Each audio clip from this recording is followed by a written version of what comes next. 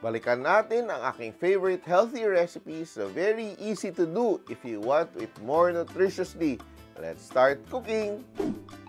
Let's start with this wholesome dish named laswa na pwede mo gawin gamit ang kahit anong gulay na meron ka. So itong dish na ito, marami itong pangalan, di ba? It's called laswa in Iloilo, utan Bisaya in Cebu, inabraw in Ilocos, or dinengdeng. So ito siya is just a pot of boiling water and you add whatever vegetables na meron ka. So kanta ka lang ng bahay kubo, pwede na. And it's a very nice na dish na very healthy, rich in fiber, so many vitamins and minerals, pero sobrang swak sa budget. So it's very simple. Meron tayong mga ricados natin, no? So we have our ginger. Very important ginger, at gamit ko pang balat ng aking ginger ay aking kutsara. Why kutsara? Because, you know, the spoon can go around the mga small corners, no? At saka, manipis lang yung natatanggal na balat, no? Hindi sayang. Kasi ang mahal ng vegetables ngayon, no? Ito, I will add my ginger. So, ito siya, yung una kong ginagawa, ito, inuuna ko talaga yung aking mga lamas, no? Sa Bisaya pa, lamas, mga ricados sa atin. Crazy cut, there are no rules, no? Kung anong meron kayo, ilalagay mo.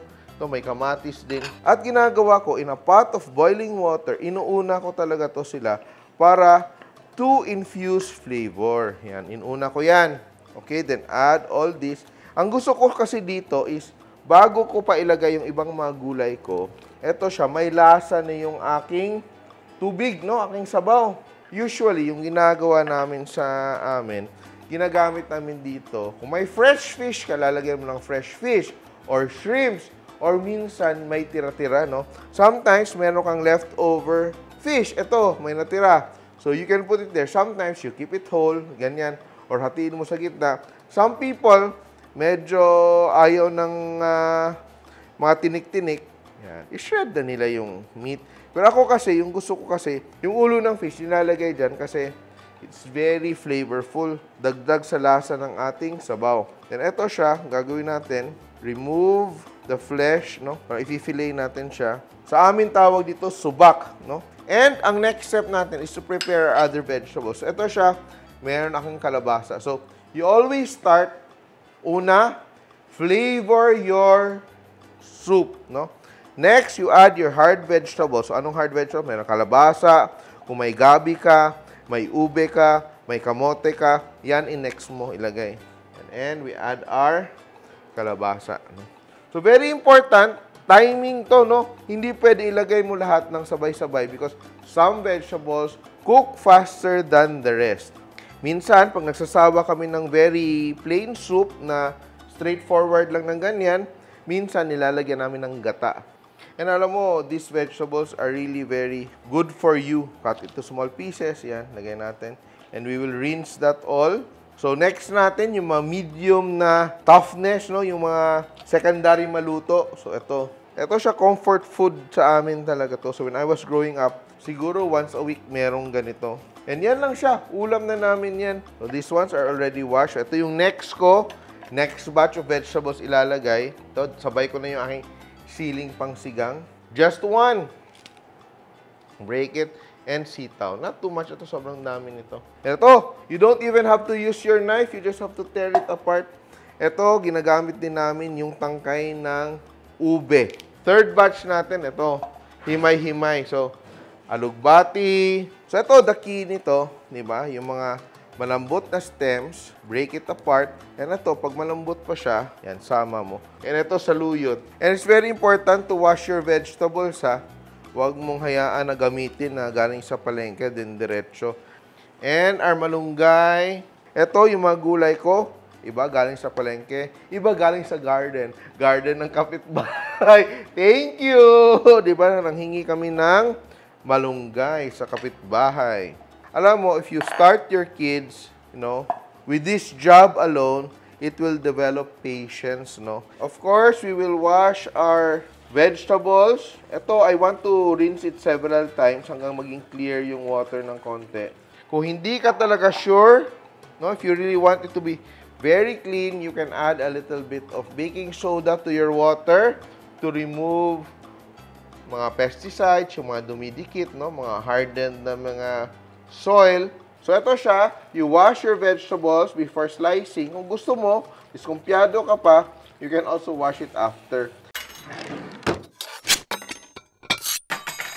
Ito pa lang, oh, malasa na yung aking soup, no? Because of my ginger, onions, and tomatoes. Ang aking kalabasa is almost cooked, pero hindi pa siya malata, no?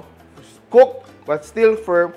That is the time I will add my other vegetables. Punong-puno yung aking pot kasi papakainin ko yung aking buong staff ng healthy today. Wala silang choice. Yung ayaw ng saluyot, watch out. Bawal sa'yo na tumanggi. And ang panimpla nito, sometimes, asin lang. Sobrang simple, asin lang. Sometimes, patis. Yan siya. Let it simmer, let it cook. And last, i-add natin yung ating other leafy vegetables. So, kailangan luto na yung ating talong, sitaw, okra. And if you cook with malunggay, it's one of the healthiest vegetables you can have. More vitamin C than carrots, more calcium than milk, di ba? And a lot of benefits. So, kahit nasabihin mo, sobrang simple lang ng pagkain mo, dagdag ka lang ng malunggay, tutulong na rin yan sa health ng mga anak nyo. Patis lang, patis. Lalagay ko yung aking leafy vegetables, di ba? Umaapaw sa sarap at sustansya. Lalagyan natin yung malunggay. More malunggay dapat to eh. Yan. Pero that's good enough. Tingnan mo ha, papatayin ko yung aking heat, papatayin ko siya because I want, yan, mainit pa yung aking sabaw, I want to cook it at a lower temperature. So yung gagawin ko, cover that, hindi na siya kumukulo. Ibig sabihin, yung temperature na bumaba na siya, it will not ruin the vitamins and minerals of your green leafy vegetables. But to make sure, ayaw naman natin kumain ng hilaw, kasi mapait minsan pag hilaw yung malunggay, you will cover your pot and you will let it rest for a few minutes. Sige mga 2 to 3 minutes in low heat to cook the vegetables, to infuse all the vitamins and minerals into your soup, and be ready to serve. Ganun lang siya. So now, after 2 minutes, mainit pa yung sabaw natin. Our vegetables aren't overcooked. Look at that, no? Ang ganda niya. And now, ready to plate. Ito siya. Laswa or utan bisaya or tinatawag na dinengdeng or inabraw. Yan! I'm ready. I will show you that I really eat these vegetables. This is a mixture of saluyot, alugbati, and malunggay. Sabaw naman. Very nice. Wow! So, alam nyo tong ganitong klaseng ulam. Let's cook it again. Ito na, ating very healthy recipe for today. Ating mixed vegetable soup or laswa. Simple! Next naman is a fun recipe to make tusok-tusok healthier. Ang veggie balls recipe na may 3 different sauces pa. We have here 2 cups of all-purpose flour. Sifted yan ha, para wala nang buo-buo. And cornstarch, 1/4 cup. And baking powder, 1 tablespoon. Mix natin to combine. Yan, no? Combine properly. And ilalagay na rin natin yung ating pangpalasa dito, no? So, we have salt, 1 teaspoon of salt. Ito siya, 1 tablespoon of sugar. So, the sugar will add flavor but also help it in the browning, no? Para maganda yung kulay ng ating vegetables. Hindi siya masyadong maputla. Ito siya, optional. I'm adding here chicken powder or all-purpose seasoning granules. Mix natin. Konting linamnam. And black pepper. Simple na simple. Yan. And we will add water. 1 1/4 cup of water. Pero, the recipe is a guide, no? Ang babantayan mo yung texture ng inyong batter, no? Pag masyadong dry, dagdagan mo. So, wag mo muna ilagay lahat to kasi pag nilagay mo siya lahat, pag masyado na siyang matubig, mag-adjust ka ng marami ka nang i-adjust, maraming ingredients. Pero pag tubig lang, hinahinay mo lang siya, you can adjust. You can add little by little. Yan, no? Almost na siya, no? Yan. And remember, yung ating vegetables, may moisture din. No? So, hindi natin gagawing sobrang malambot. And it's very important to mix it until smooth. Bakit? Because we want to develop the gluten. Gusto natin, pag kinain natin, hindi siya parang pancake. Gusto natin may laban, no? May konting chewiness, no? And ito siya, because we're working with flour, it's ideal na we let it rest for a while, no? And now, I will add my grated carrots and kalabasa. Carrots, kalabasa. You can add more if you want. Babantayan mo lang yung texture. And spring onions. Ito, mabango to. Gagawin natin dito, you can just let it rest in your chiller until you need it. So, ito siya. Hanggang isang araw, pwede mo siyang i-chiller. No? You don't have to cook it right away. But, what will happen? Mas magiging masarap siya and mas crispy yung inyong balls if you let it rest. No? Tatabi muna natin to. And let's make our sausawan. Ito, sobrang simple. Una nating sauce, of course, ating spice, suka. Sobrang simple. Suka, you can dilute your suka in a little water if you want, which I will do, na, pag masyadong maasim. Sugar, minced red onion. Ito siya, dapat gawin mo siya ahead of time kasi ito yung nagbibigay ng kulay sa suka. Napapansin niyo yung mga suka na pa-pink? Yan, it's because of the red onion. Now, we will just let that sit and you can season with salt. Ito siya, we will let that sit and rest and let the flavors come together. Yung pangalawa, gagawa tayo ng manong sauce. Sobrang dali ng manong sauce. Tubig, soy sauce, sugar. And ito siya, harina, hindi cornstarch, para medyo cloudy yung itsura ng ating sauce, no? Yan. Very Kanto feels, no? Before you heat up your pan, be sure that everything is dissolved. Whisk natin, make sure that everything is dissolved properly. Yan. And we will turn on our heat. Thicken. Of course, do not forget to add your black pepper. Yan. Black pepper. Cook. Yan. Little by little, magti-thicken yan. Oh, nag-boil na siya, oh. Very nice, oh. Manong sauce talaga siya, oh. 2 down, and last one to go. Yung isa naman, gagawin nating sweet and sour sauce yung dating. For the last one, very simple. Again, tubig, sugar, banana ketchup, pangpapula, banana ketchup, dissolve everything. And here, we will add a mix of siling labuyo, yan, chop, and chili flakes. Kung walang chili flakes, dead ma, di mo kailangan, no? And suka. And to thicken, this time we are using cornstarch. So ito siya, isa harina. Look at that. And of course, we have to season with salt and pepper. Hindi pwedeng walang salt and pepper, ha? Very important, ito siyang sauce na to. Lutuin mo siya hanggang lumambot yung inyong siling labuyo, no? So all the flavors are infused into your spicy sauce, no? Sweet chili, more spicy than sweet. And we're done. Sobrang simple. Ating sauce, ating sweet chili sauce, ating spicy sauce, ating hot sauce, or whatever you want to call it. Yan ay ating tatlong sausawan. And we will now fry our vegetables.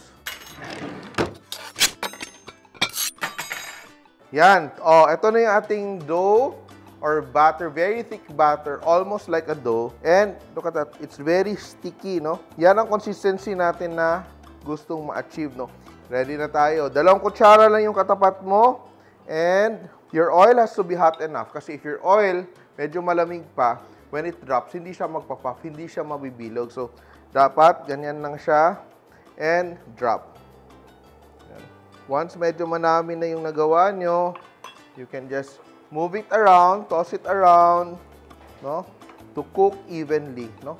Kung makikita mo, it looks very light, no? At nabibilog na siya, no? As it cooks, it rounds up. Tabi natin. Yan. So, some, you'll put there. Yan. Pero alam mo na minsan, tayo, atat na atat, di maka-wait. So, nasa pan pa, nagtutusok-tusok na tayo. Magkano ba to sa kanto? Piso-piso? Yan. Budget ko, 2 lang eh. 2 piso lang. And no double dipping. Ano ba yung sa akin? Gusto ko maanghang. Pasado ba? Baka mapaso ako eh. Yeah, patience is a virtue. Wait.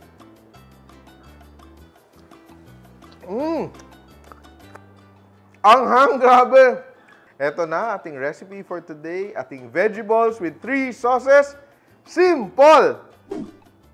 Lastly, ito ang isa sa mga healthiest vegetable dishes in the country, ang inaslum na filled talaga with natural flavors. So it is simply a bowl of vegetables cooked with water. Pero today, lalagyan natin ng konting pangpalasa pa dahil igigisa natin yung ating baboy. Oh, healthy, pero may baboy. You don't have to use pork. But what I will do, I will just saute a little bit of pork with some onions and garlic. Chop ko lang yung onions ko. Ito, rough chop lang. You don't have to be very, precise in your chopping of this recipe. Ganyan lang siya. Ito naman, konting mantika lang, siguro a teaspoon or 2 of oil. Yan. Saute lang natin para magkalasa ng konti yung ating broth. Yan.